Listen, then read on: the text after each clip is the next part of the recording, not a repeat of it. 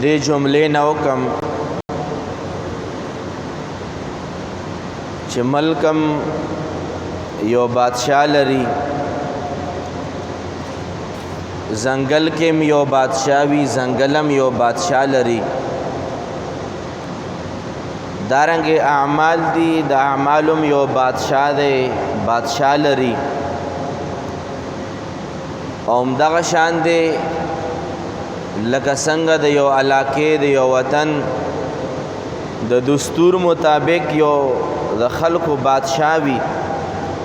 او د هغې د وجې نه دا نظام روان وي. همدغه شان دی د انسان جسم په خپله باندې یو دنیا ده او د انسان د جسم هم یو بادشاہ دی او انسان جسم هم یو بادشاہ لري. او قانون دا دی چې که چرې د وطن او د علاقې بادشاہ درست وي، رعایا ټول ورسره درست وي، او که چرې په ځنګل کې زمری د هغه ترتیب د هغه ژوند د ځناورو چې کومه دنیا د برابر وي، نو هغې ځنګل کې بیا فساد وغیره نه وي. همدغه شان دی که چېرې موږ اعمال وګورو، اعمال هم هله قبلیږي چې د هغه بادشاہ صحیح وي، چې اعمالو بادشاہ ایمان دی. که ایمان درست دی اعمال به هم درست وي، که ایمان بې معیاره وي اعمال هم بې معیاره وي. همدغه شان دی دارومدار د بدن چې لاس ښه کار کوي او که بد کوي، سترګې ښه نظر کوي که بد کوي، غوږ ښه اوري او که بد اوري، خپې ښه ځای لځي که بد ځای لځي. نو چونکې د انسان جسم هم یو ځان له دنیا ده او په دغه دنیا باندې د دغه جسم په دنیا باندې هم یو بادشاہ مقرر دی چې هغې ته زړه ویلی شي. دا زړه د جسم یو بادشاہ دی. لکه څنګه قانون دا دی چې څنګه بادشاہ هغه شان دی رعایا. هغه مونږ علاقه کې یو متل دی، یو د مار په شان دی، د خپو والا یو مار په شان دی ځناور دی. مونږ علاقه کې ورته د غرونو کې وي نو هغې ته کربوړی وایي. د چیپ کلی په شان دی وي خو لږ غټ وي، مار په شان دی غټ وي. او دارنګه چې کوم غر وي غر، او هغه غر کې چې څنګه د هغې رنګ وي، نو هغه پښتنو مونږ علاقه کې یو متل کېږي چې څنګه تړه وي هغسې کربوړی وي. نو چې څنګه بادشاہ وي هغسې رعایه وي، څنګه ایمان دی هغسې اعمال وي، او همدغه چې څنګه بادشاہ دی هغسې رعایه وي. په دغې نتیجه باندې مونږ رسېدی شو چې د انسان اعضا کردار به هغه شان دی وي چې څنګه یې زړه وي، ځکه چې د تمامو اعضاو د بدن د دغې دا یو لښکر دی.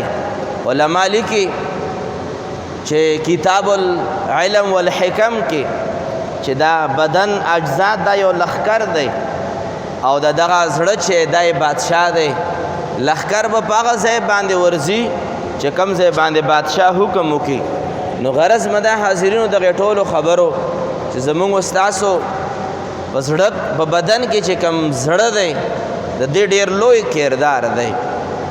لوی کردار دی. مونږه ظاهري اعمالو باندې چې کوم بدن جوارح کوي په هغې باندې توجه زیاته ده، خو اصل کې په هغې باندې د زیاده توجه دومره نه ده پکار لکه څومره به بادشاہ باندې توجه پکار ده. چې بادشاہ مقام ته ورسیږي د اعضا د بدن خود به خود مقام ته رسیږي. نو د دې وجې نه دغه زړه یو اهم کردار دی د انسان په انسانیت کې، د انسان په کردار کې، د مسلمان په اسلام کې، د مؤمن په ایمان کې ټول نه لوی کردار چې دا د زړه دی. ځکه علما کرام او بالخصوص هغه علما چې کوم صوفیه کرام دي د هغوی ټول نه زیات غټ دار و مدار د توجه چې دی دا زړه وي. او که چېرې یو هسې د ستاسو دپاره د لطف خبره وکم ایمان چرته پروت دی حضور مبارک فرمای چې الایمان ها هنا الایمان ها هنا الایمان ها هنا حضور مبارک فرمای ایمان دلته دی او حضور مبارک بزړه ته اشاره کوله فرمای چې الایمان ها هنا د ایمان دا پزړه کې پروت دی ګوره ایمان د اعمالو بادشاہ دی او دا زړه د بدن بادشاہ دی هغه ایمان چې کم بادشاہ دی دا په لاس کې نه دی پروت په سترګو کې نه دی پروت په دماغو کې نه دی پروت ایمان چې دی د اعمالو بادشاہ دی نو په هغه ځای کې پروت دی چې هغه په خپله باندې د تمامو اعضاو بادشاہ دی او د دې د وجې نه امام غزالی رحمت الله علیه یو خبره لیکي او بیا وروسته بس یو افسوس هم کوي لیکي چې دا زړه چې دی دا مرکز خدا دی د خدای پاک بنده د خدای پاک چې کم ځای د توجه د مرکز دی د خدای پاک چې بنده ته ګوري لکه څنګه حضور مبارک ارشاد فرمای چې ان الله لا ينظر الى اجسادكم ولا الى صوركم ولكن ينظر الى قلوبكم او كما قال عليه الصلاة والسلام حضور فرمای چې رب ذوالجلال د چا شکل صورت ته نه ګوري چې ښکلی دی او که بدرنګ دی د چا جسم ته نه ګوري چې غټ دی او که کمزوری دی رب ذوالجلال چې ګوري حضور مبارک فرمای د انسانانو زړونو ته ګوري امام غزالی رحمت الله علیه دغه حدیث په تناظر کې لیکي چې د خدای پاک د توجه مرکز د انسان زړه دی اوس که چېرې مونږ دغه دریو خبرو ته لږ نظر وکړو ایمان دا د اعمالو بادشاه زړه دا د بدن بادشاه خدای پاک د کل عالم بادشاه د کل عالم بادشاه مرکز بادشاه دی چې هغه زړه دی د ایمان مرکزم چې ایمان د اعمالو بادشاه دی هغه زړه دی او دا زړه په خپله باندې د ټول بدن بادشاه دی چې ایمان د رب ذوالجلال د کائناتو د بادشاه په دربار کې ایمان به هله قبلیږي چې کله د زړه کې کامل ایمان پروت وي اعمال به هله قبلیږي چې کله ایمان قبول دی او د انسان اعضا به هله نیک کار کوي چې کله د انسان په زړه کې صلح موجود وي نیکی موجود وي د انسان زړه صفا وي او بیا رب ذوالجلال خالق کائنات په دې خبرو په تناظر کې دې خبرې جوړ کومه او هغه دا چې بیا دغه زړه کله صفا کیږي چې ټول بدن صفا شي لاس به کله ښه کار کوي چې کله زړه صفا وي سترګې به کله خلیدل کوي چې کله زړه صفا وي انسان خپې به کم ځای ته مزل کوي صفا ځای ته به هله مزل کوي چې کله زړه صفا وي سترګې به صفا لیدل هلته کوي چې کله زړه صفا وي لاس به هلته ښه کار کوي چې کله زړه صفا وي دارنګې ضمیر به ښې فیصلې هله کوي چې کله زړه صفا وي او دا زړه چې کله صفا کیږي رب ذوالجلال په یاد سره کم رب مرکز د انسان په بدن کې زړه دی د هغې رب یاد چې کله شروع شي دا زړه صفایي په خود به خود باندې شروع شي ځکه رب ذوالجلال خالق کائنات ارشاد فرمای الا بذکر الله تطمئن القلوب خبردار شئ زما بندگانو که د سکون تلاش کوئ د آرام تلاش کوئ الله فرمایي د زړه قرار تلاش کوئ الله فرمایي دا د ما په یاد کې دی زړه د ستا د بدن بادشاه چې کله د کائناتو بادشاه په یاد کې شروع شي دا زړه ته به قرار ملاو شي او چې کله بدن ته قرار ملاو شي دغه تمام اعضاو ته قرار ملاویږي او اعضاو ته هله قرار ملاویږي چې دا زړه چې د بدن بادشاه د کائناتو د بادشاه په یاد کې مصروف شي ځکه رب ذوالجلال خالق کائنات دغه زړه له یو ډېر زیات اهمیت ورکړی دی قرآن کریم فرقان حمید کې تاسو په ځای باندې کتی شئ حضور مبارک په حدیث مبارکو کې ځای په ځای باندې کتی شي بنیادي څیز چې دا د زړه اصلاح ده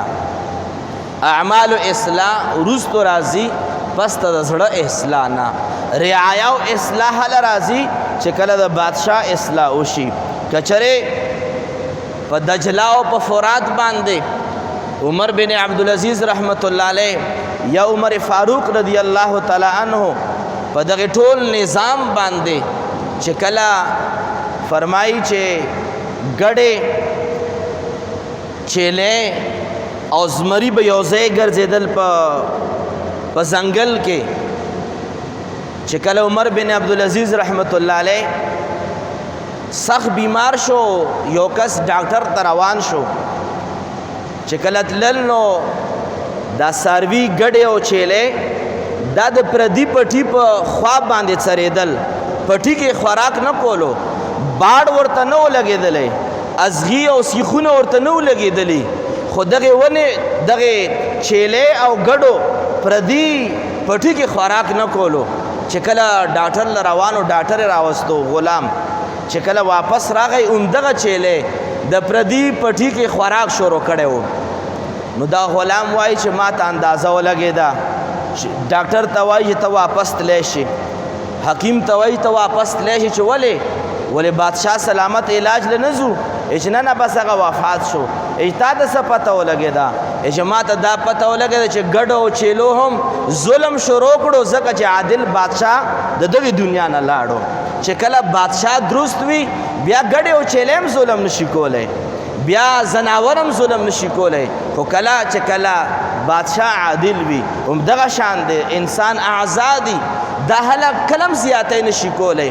لاسونه او خپې او سترګې او ضمیر کلم زیاتی نشي کولی چې کله د دغې بدن د اعضاو بادشاه ته صلاحیت او صلح ملاوي هغې ته نیکي او پاکي ورته ملاوي او دغه پاکي په څه باندې راځي قرآن کریم ارشاد فرمایي الا بذکر الله تطمئن القلوب د زړه دوا د زړه قرار د زړه صفایي چې ده دا د خدای پاک په یاد کې ده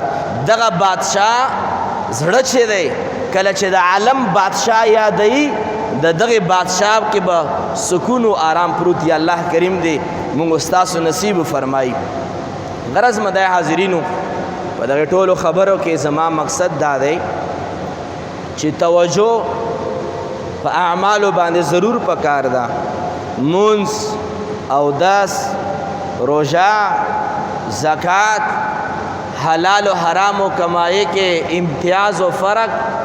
حرام و نه اجتناب دا ټول څیزونه درست دي او د اسلام او د شرع دا ټول کارونه مطلوب هم دي خو لیکن د دې سره سره ټول نه بنیادي څیز چې دی دا اصلاح د قلب ده د جسم د بادشاه اصلاح ده او دغه اصلاح د خدای پاک په یاد کې پرته ده د دې پاکی چې ده د رب ذوالجلال په یاد کې پرته ده او دا خبره زه ځکه عرض کول غواړم چې کله ناکله مونږ په ډېرو ځایونو کې ډېرو خبرو کې مونږ یو جمله وایو هغه ده چې که چاته ووایي چې را داسې مه کوه داسې کوه او وایي چې زمړه د فلانکي نه ښه یم اگر چې منځونه کوي ځکه چې زړه مصفا دی زړه مصفا دی پلانکې خبره داسې نه که نور هر څنګه وم که هر څنګه دا کوم که دا کوم که هغه کوم خیر دی خو زړه مصفا دی یا ساتئ دا د شیطان دوکه ده د شیطان دوکه ده چا د یو ولی باره کې خبره لیکلې ده د یو صوفي باره کې چا خبره لیکلې ده او هغه به دا ویله چې یو هندو لوهارو د سیخونه او چړې او ارې وغیره به دا به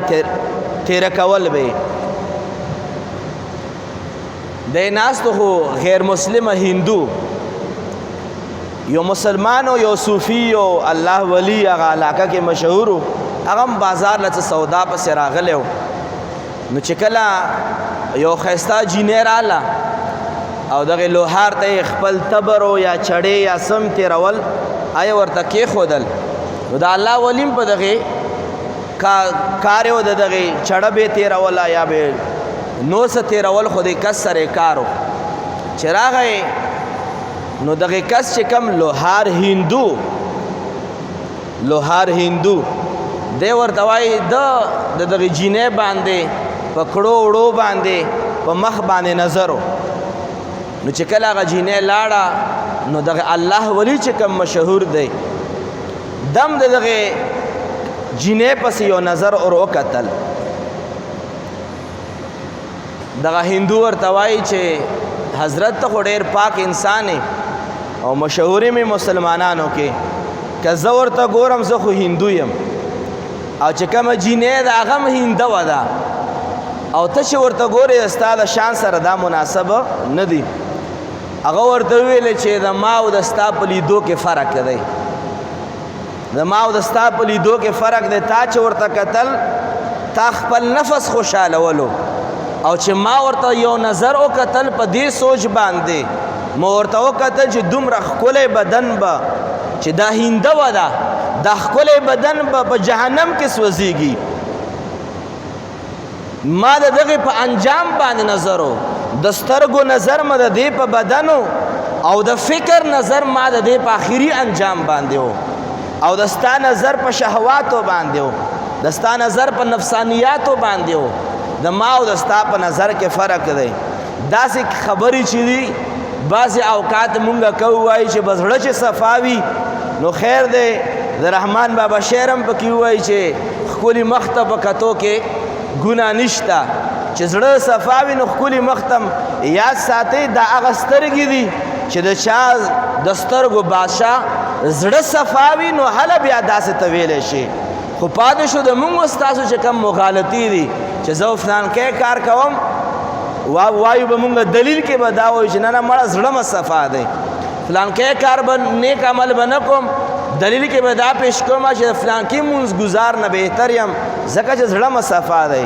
مونږ به پیسو معامله لین دین به وي 2-3 روپو منډه ترډه به وي وایي به چې زه خیر دی مړه که یو 10 روپۍ راته پاتې شوې خو د فلانکي نه خو ښه یم هغه زړه هم ګنده دی او پیسې هم ګنده دي ما که پیسې ګندي نو زړه خو مصفا دی یاد ساتئ زړه صفایي دپاره لوی دلیل دا دی چې د ستا په خوله باندې د چا یاد دی که د ستا په خوله باندې د بادشاه د عالم یاد وي نو ته پوه شه چې تا زړه بیا صفا دی خو که چېرې په ژبه باندې په سوچ باندې او په زړه په هر څه باندې د ستا دنیا یاد دی د ستا د پیسو یاد دی آخرت یاد ختم د خدا یاد ختم د رسول خدا یاد د په زړه باندې نه وي په ژبه باندې نه وي دا ټول یو چال چې دا د شیطان دی دا خبره ضمناً ما عرض کا خو حاضرینو په بنیادی توګه باندې د زړه اصلاح ضروری ده د زړه اصلاح ضروری ده او د زړه اصلاح دپاره علما کرامو چې مختلف قسمه علاجونه ښودلي دي او آسان علاج چې کوم قرآن کریم ښودلی هغه د خدای پاک یاد دی د الله پاک یاد دی اوس د الله پاک یاد به کله راځي د دې څه علاج دی چې ما او د ستا په ژبه باندې د خدای پاک یاد بار بار راځي روزانه ما او تا د خدای پاک یاد د خدای پاک دپاره کوو یو خو هغه وظیفې چې روزګار وظیفې دي چې خدای پاک ما روزګار راکړي او بله وظیفه ده چې خدای پاک ما قرضونه ختم کړي او بله وظیفه ده چې خدای پاک فلانکي روزګار کې ما ترقي را دا د الله پاک یاد دی خو مقصد دپاره یو د خدای پاک یاد دی د خدای پاک دپاره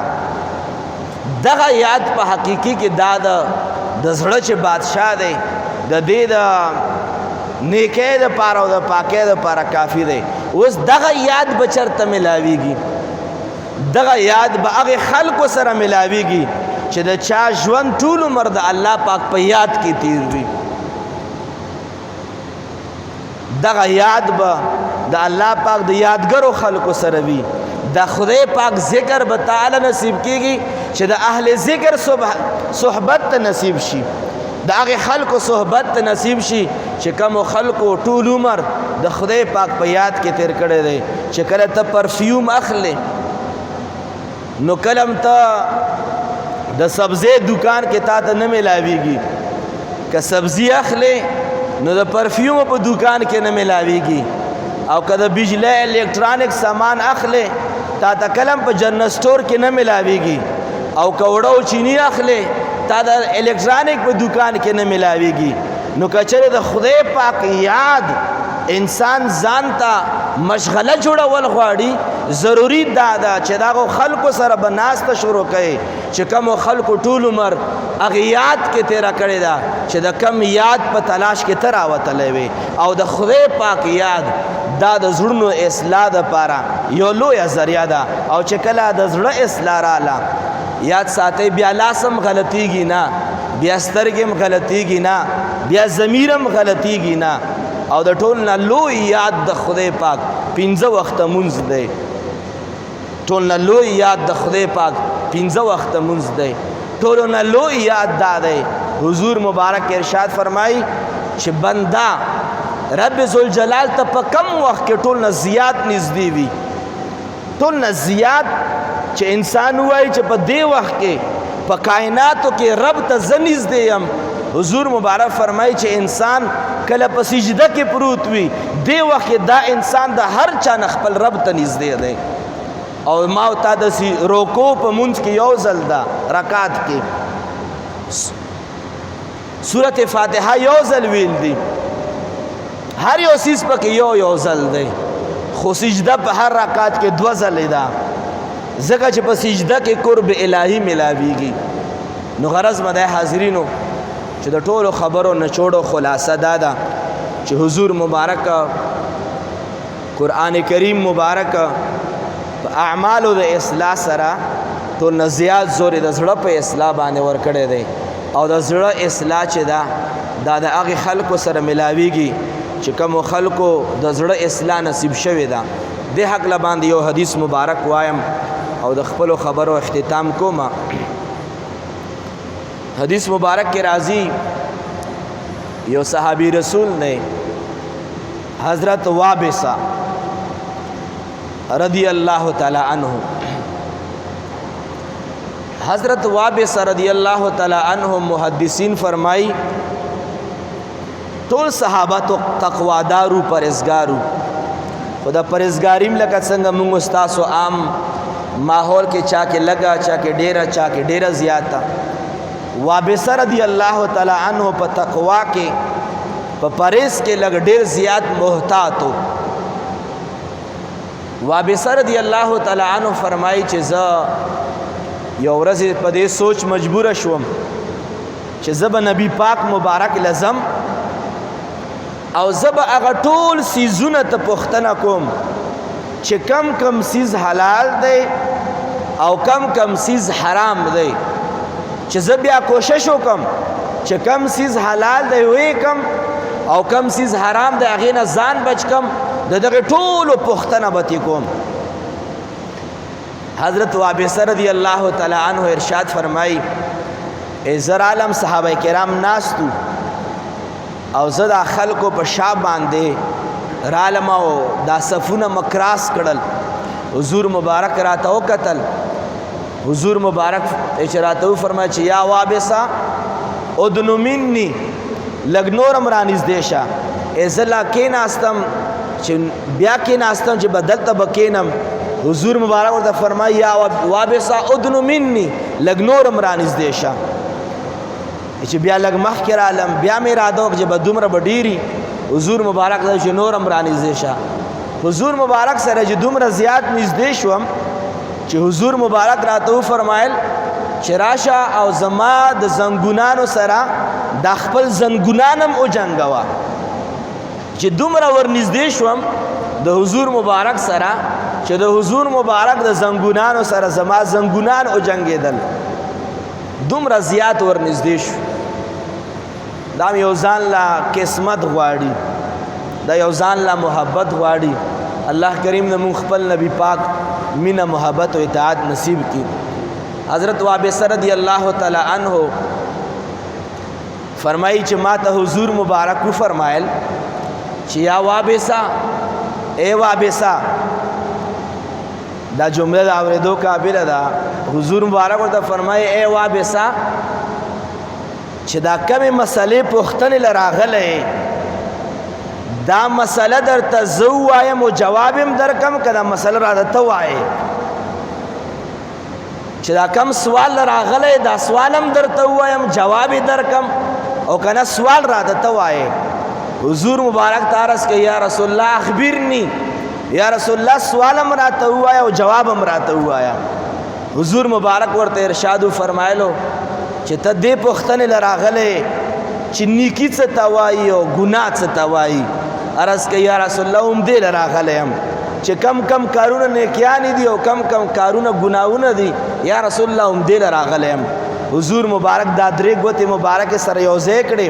وابسه فرمایي چې ماله نبی پاک مبارک په دا زړه باندې دا ګوتې مبارکې راخ کې چې دا یې راخ کې حضور مبارک ورته ارشاد فرمایي استفت قلبک ای وابسه بس نیکی او ګناه دا ده چې د خپل زړه نه پوښتنه کوه چې کله زړه په کم کار باندې خوشحاله شو دا نیکی ده او په کم کار باندې چې خفه شو په تردد کې شو په شک کې شو بس هغه کار مه کوه چې کم کار دستا زړه په شک کې پرېوځي هغه کارونه کوه چې کم کار باندې دستا زړه خوشحالېږي خو علما لیکي چې دا د وابسه دپاره حکم و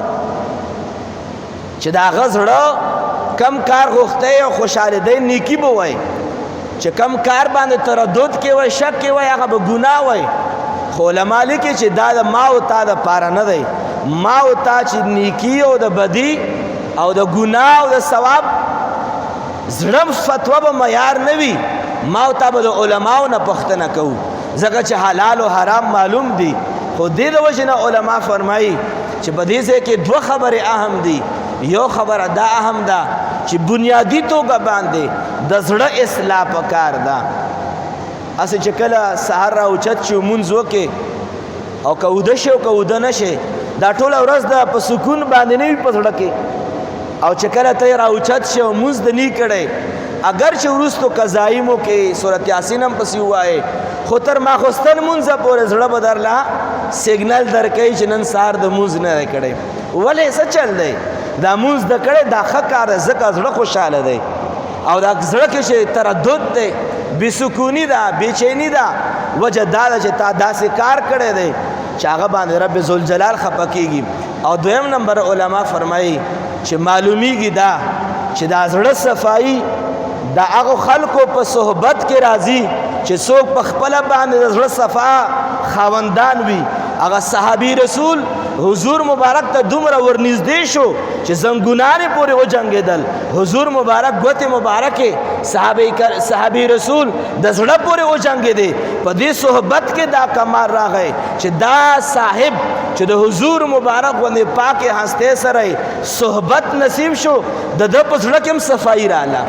د ده په زړه کې هم اصلاح راغله د ده زړه کې هم نیکي راغله او دومره نیکي پکې راغله چې کم کار به کولی او زړه کې به ورته بدي ویلی به دا به ګناه ګرځېده او چې کم کار به په زړه کې ښه لګېدو هغه کار به نیکي ګرځېده ځکه علما فرمایي چې دوه خبرې ضروري دي د زړه اصلاح ضروري ده او د زړه اصلاح د هغې خلکو سره ملاویږي چې چاته رب ذوالجلال د زړه اصلاح ور نصیب کړې ده او د زړه اصلاح دا د خدای پاک په یاد کې ده که چېرې موږ نن غواړو چې ما او د ستا د زړه اصلاح وشي کم از کم یو 300 ځلې اوله کلمه طیبه د خپل ځان د ژوند دپاره وظیفه جوړه کړئ وظیفه یو 300 کرته اوله کلمه طیبه وایا